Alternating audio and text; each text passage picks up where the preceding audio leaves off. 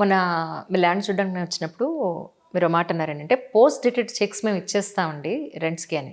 నిజంగా ఇది పాసిబుల్ అవుతుందంటారా? మీరు కొన్నప్పుడే నేను పీడీసీలు ఇస్తాను. దానిలో నమ్మేదేముంది మేడం. ఇప్పుడు ఏమంటున్నారంటే జనాలది కూడా తప్పులేదు. ఇప్పుడు 3 మంత్స్, 4 మంత్స్ కొన్ని కంపెనీస్ వస్తున్నాయి. మేము ఇంత పే చేస్తామంటారు. వాళ్ళు తర్వాత పే చేయరు. అంటే ఇక్కడ ట్రస్ట్ అనేది ఎలా ఉంటుందంటే అండి మార్కెట్‌లో ఎంతోమంది వస్తున్నారు.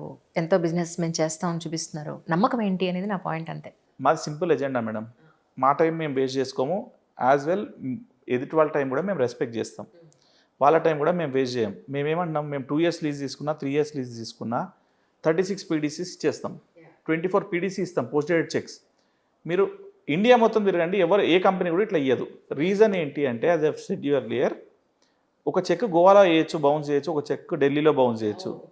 నా కంపెనీ అన్ని స్టేట్లు తిరగాలి. 29 చెక్స్ 29 స్టేట్స్లో బౌన్స్ చేసి నేను రిప్రజెంట్ చేయాలి అన్ని స్టేట్స్లో. సో ఇంత రిస్క్ ఎవరు తీసుకోరు. మా కంపెనీ మీద, మా ప్లానింగ్ మీద మాకున్న నమ్మకం అది. So we are ready to give you.